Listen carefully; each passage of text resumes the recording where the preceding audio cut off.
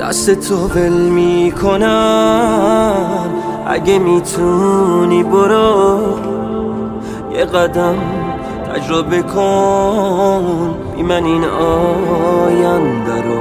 دست تو ول میکنم، اگه میتونی برو یه قدم تجربه کن بی من این آینده رو.